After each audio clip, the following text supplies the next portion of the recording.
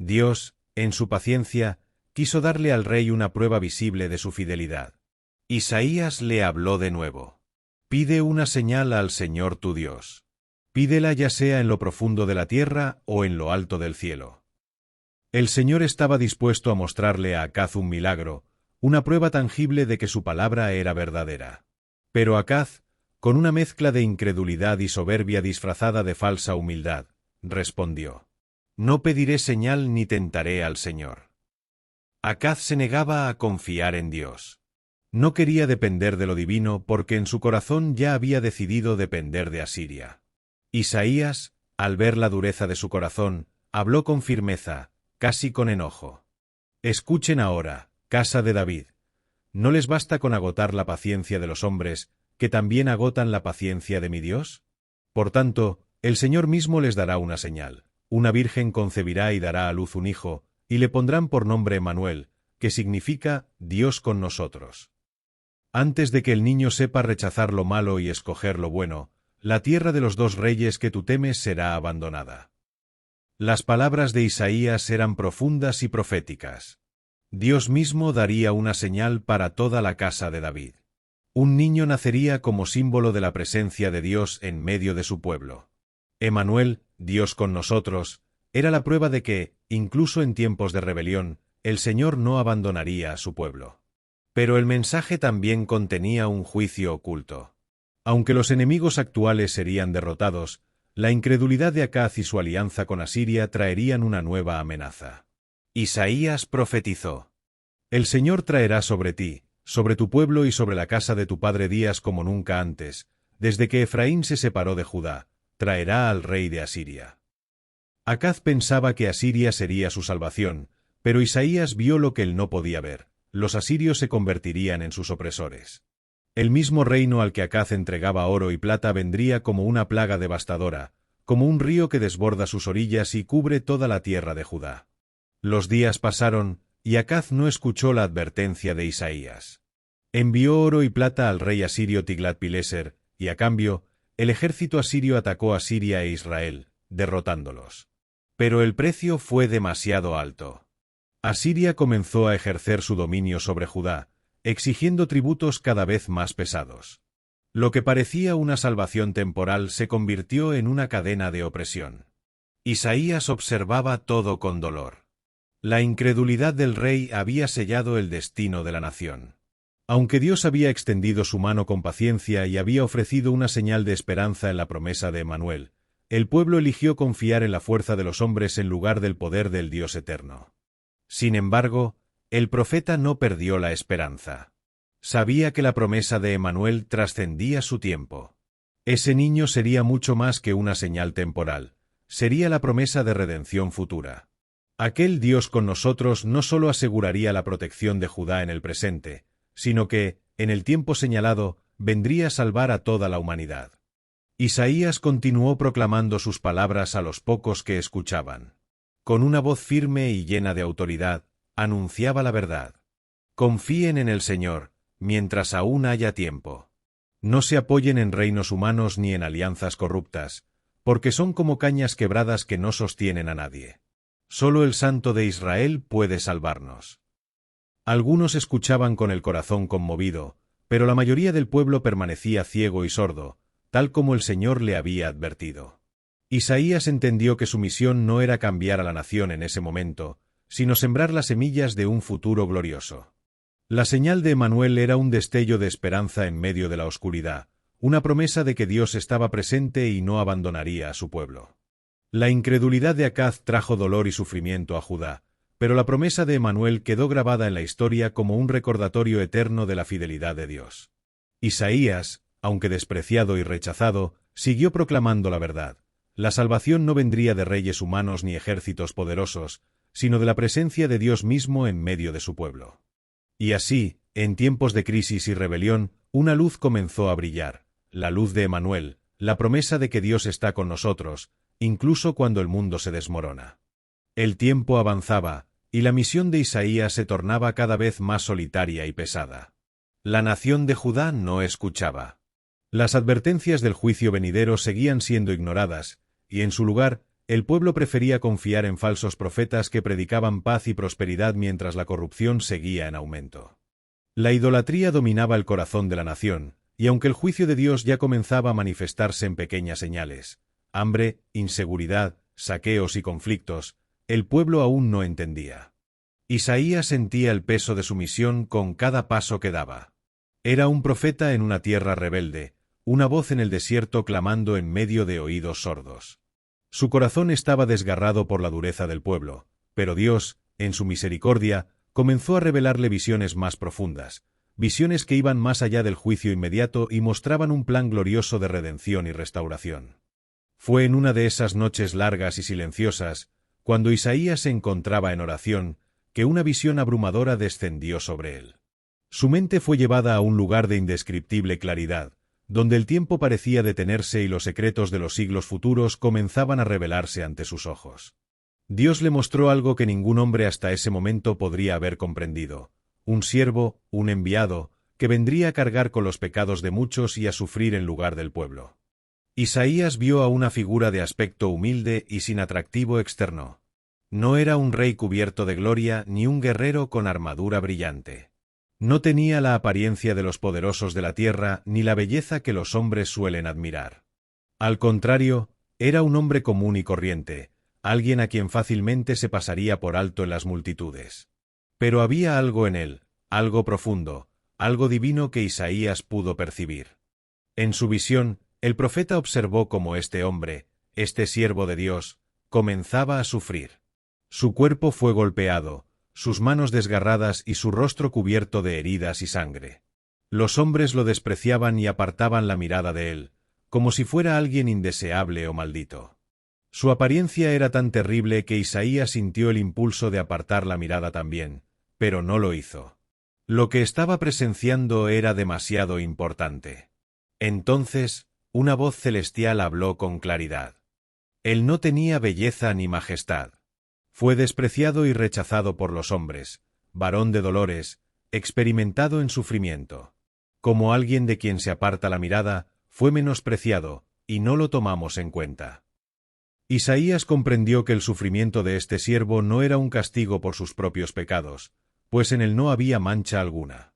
No era un pecador ni alguien digno de reproche. Y entonces, el profeta entendió la magnitud de lo que veía. Ciertamente él llevó nuestras enfermedades y sufrió nuestros dolores. Nosotros lo tuvimos por herido, golpeado por Dios y abatido. Pero él fue herido por nuestras transgresiones, molido por nuestras iniquidades. El castigo que nos trae paz fue sobre él, y por sus llagas fuimos sanados. Estas palabras penetraron el corazón de Isaías como un fuego ardiente. La visión continuaba. El siervo era llevado como un cordero al matadero, en silencio, sin resistirse. No abría su boca para defenderse ni clamar por justicia. Los hombres lo juzgaban injustamente, lo humillaban y lo despreciaban, pero en su sufrimiento había un propósito más grande, un sacrificio perfecto. Todos nosotros nos descarriamos como ovejas, cada cual se apartó por su camino, pero el Señor cargó en él el pecado de todos nosotros. Isaías temblaba al escuchar estas palabras. El Santo de Israel, aquel cuya santidad y majestad había contemplado en el templo, había designado a este siervo para llevar sobre sus hombros la culpa de la humanidad. La rebelión del pueblo, el orgullo, la idolatría, la injusticia, todo aquello que merecía el juicio de Dios, sería colocado sobre un solo hombre. Este siervo pagaría un precio que nadie más podría pagar. Fue arrancado de la tierra de los vivientes. Por la transgresión de mi pueblo fue castigado. Se dispuso su sepultura con los impíos, aunque no había cometido violencia ni hubo engaño en su boca. Sin embargo, cuando la muerte parecía tener la última palabra, la voz celestial habló de nuevo, con una fuerza que trajo esperanza. Después de su sufrimiento, verá la luz y quedará satisfecho. Por su conocimiento, mi siervo justo justificará a muchos, y cargará con las iniquidades de ellos. Por tanto, le daré un lugar entre los grandes, y con los fuertes repartirá el botín, porque derramó su vida hasta la muerte y fue contado entre los pecadores, llevándole el pecado de muchos e intercediendo por los transgresores. Isaías contempló entonces algo glorioso: el siervo no quedaría en la tumba. Aunque había muerto, viviría de nuevo. Su sacrificio traería justicia y salvación a muchos. Aquellos que habían estado perdidos en el pecado serían declarados justos gracias a su sacrificio. El siervo no solo llevaría el castigo de la humanidad, sino que también abriría un camino de reconciliación con Dios. Isaías despertó de aquella visión con lágrimas corriendo por su rostro. Todo lo que había visto era más grande de lo que su mente humana podía comprender. ¿Cómo podía ser que un hombre justo y sin pecado sufriera de esa manera? ¿Cómo podía su sacrificio traer perdón y restauración a un mundo que merecía juicio? La respuesta era clara: el amor de Dios. Dios, en su santidad y justicia, no podía ignorar el pecado, pero en su amor proveyó un camino para que la humanidad fuera restaurada. El siervo sufriente sería el puente entre un Dios santo y un pueblo pecador. Isaías comprendió que este siervo era la respuesta a todo lo que había profetizado. El juicio de Dios sobre Judá era justo, pero la promesa de redención estaba asegurada. Aquel siervo sería la esperanza no solo de Judá, sino de todas las naciones. Su sacrificio traería paz, perdón y una nueva vida. Con un corazón lleno de reverencia y un espíritu renovado, Isaías comenzó a compartir las palabras de la visión. Proclamó al pueblo de Judá el mensaje del siervo sufriente. Vendrá un siervo, un enviado de Dios, que sufrirá por nuestros pecados. Él será despreciado, humillado y herido, pero su sufrimiento traerá paz. Por sus llagas seremos sanados, y nuestras iniquidades serán perdonadas. Porque el Señor cargará en él el pecado de todos nosotros. Muchos no entendieron. Algunos lo miraron con incredulidad, otros se burlaron. ¿Cómo podía el sufrimiento de un solo hombre traer salvación? ¿Cómo podía un enviado de Dios morir en silencio y sin defensa? Pero Isaías sabía que su mensaje era verdadero. La promesa del siervo sufriente era el anuncio más grande de redención que el mundo escucharía jamás. Isaías siguió proclamando esta visión con fe, sabiendo que un día, en el tiempo señalado, el siervo vendría. La historia no terminaría en juicio y desolación, habría redención, perdón y paz. Isaías, el profeta del juicio y la restauración, ahora llevaba un mensaje que iba más allá de su tiempo. La visión del siervo sufriente era una semilla de esperanza en un mundo lleno de pecado. Porque en el sufrimiento de ese siervo, el amor y la justicia de Dios se encontrarán, y la humanidad recibiría la salvación que tanto necesitaba. Isaías, el profeta del juicio y la restauración, había sido testigo de las advertencias divinas, del pecado del pueblo y de las terribles consecuencias que vendrían sobre Judá. Pero en medio de visiones de destrucción y sufrimiento, Dios también le permitió vislumbrar el final glorioso de su plan, un futuro de redención, paz y justicia. Isaías no solo vio el juicio que purificaría a la nación, sino también la promesa de una gloria futura que sobrepasaría todo entendimiento. Una visión en la que Jerusalén, la ciudad que había sido mancillada por el pecado, sería restaurada y resplandecería como un faro de luz para todas las naciones. Como si Isaías fuera transportado a un tiempo lejano, más allá del dolor y la desolación que pronto vendrían. En esta visión, Dios le mostró la nueva Jerusalén, una ciudad que no solo sería restaurada físicamente, sino que también se convertiría en el epicentro de la justicia y la paz eterna. Un lugar donde el gobierno no estaría manchado por la corrupción de los hombres, sino dirigido por un rey justo y perfecto, ungido por el Espíritu del Señor. En su visión, Isaías contempló cómo el paisaje de Jerusalén se transformaba. Lo que una vez fue una ciudad saqueada, humillada y devastada por los ejércitos invasores, ahora se alzaba en majestad. Las murallas, reconstruidas con fuerza y esplendor, parecían tocar el cielo. Las puertas, que en otros tiempos habían sido derribadas y quemadas, ahora brillaban como el oro. Desde lo alto del monte Sión, la ciudad irradiaba luz, una luz que no provenía del sol ni de las estrellas, sino de la gloria de Dios mismo. La voz de Dios resonó en los oídos de Isaías, proclamando la restauración de la ciudad. Levántate y resplandece, porque ha venido tu luz. La gloria del Señor amanecerá sobre ti. Las tinieblas cubrirán la tierra, la oscuridad envolverá a las naciones, pero sobre ti brillará el Señor, y su gloria aparecerá sobre ti. Las naciones marcharán hacia tu luz, y los reyes al resplandor de tu amanecer.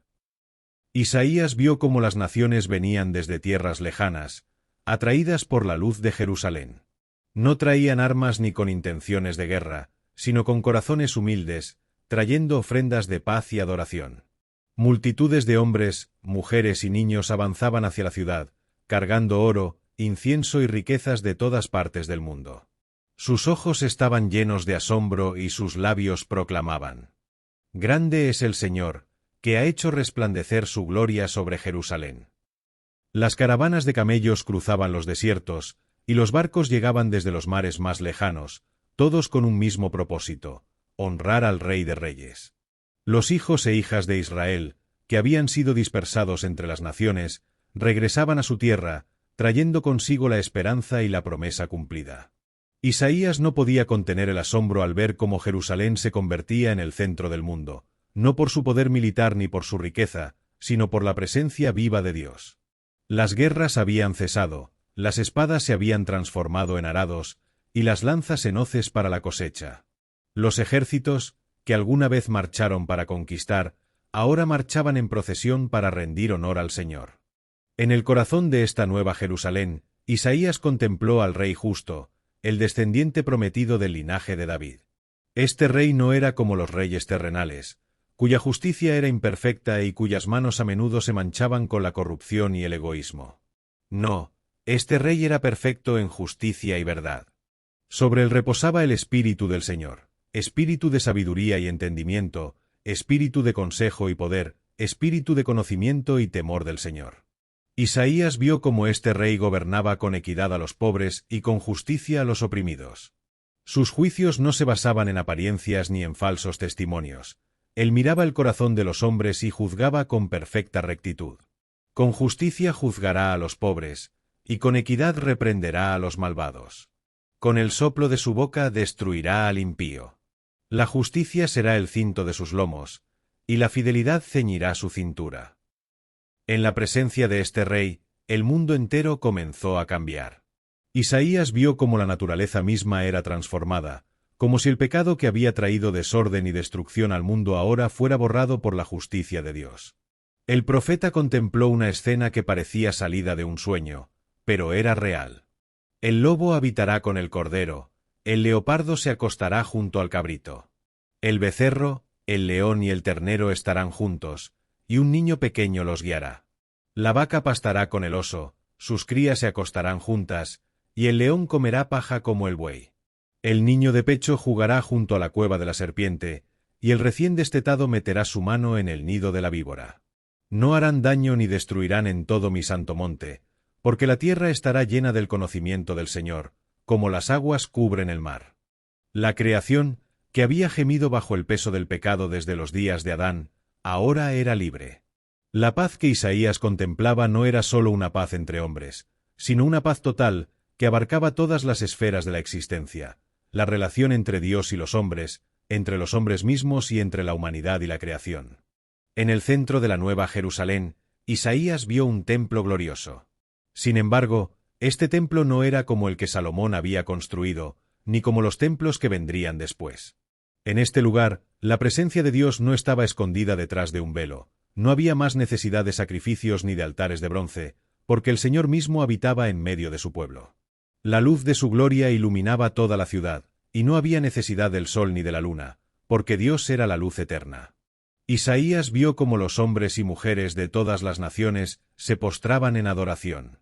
Desde los rincones más lejanos de la tierra, las lenguas de todos los pueblos se unían en un cántico nuevo, un cántico de alabanza al Santo de Israel. Santo, santo, santo es el Señor Todopoderoso, la tierra está llena de su gloria. El pecado había sido vencido, la muerte destruida, y el dolor no existía más. Isaías escuchó la voz del Señor declarar: He aquí que yo hago nuevas todas las cosas. Ya no habrá más llanto, ni clamor, ni dolor, porque las cosas viejas han pasado. Las lágrimas de los oprimidos fueron enjugadas. Las heridas de los quebrantados fueron sanadas. Aquellos que habían llorado en la oscuridad ahora reían en la luz. El tiempo del exilio había terminado, y la humanidad finalmente habitaba en paz con su Creador. Isaías también comprendió que la gloria final de Jerusalén era fruto de un remanente fiel. Aunque el juicio vendría y la nación sería purificada a través del sufrimiento, Dios había prometido preservar a un pequeño grupo, un tronco del cual brotaría un retoño de vida. Este retoño, el Rey justo, el Mesías prometido, sería la fuente de salvación y restauración para toda la humanidad. Saldrá una vara del tronco de Jesé, y un vástago retoñará de sus raíces. Sobre él reposará el Espíritu del Señor. Este Rey no solo restauraría a Israel, sino que extendería su salvación a todas las naciones. Aquellos que habían estado en tinieblas verían la luz. Los oprimidos serían libertados, y los pecadores serían reconciliados con Dios. Isaías despertó de su visión con el corazón lleno de asombro y esperanza. Había visto el fin de la historia, el cumplimiento del plan perfecto de Dios, un mundo restaurado, una Jerusalén gloriosa y un rey que reinaría para siempre. Aunque el juicio era inevitable y las naciones caerían bajo el peso de su pecado, Isaías sabía que la última palabra no sería la destrucción, sino la restauración y la vida eterna. El profeta proclamó este mensaje al pueblo, sabiendo que pocos lo comprenderían en ese momento. Pero sus palabras quedarían registradas para las generaciones futuras, como una semilla de esperanza que crecería con el tiempo. Si te gusta este tipo de contenido, házmelo saber. Deja un comentario y un me gusta, suscríbete.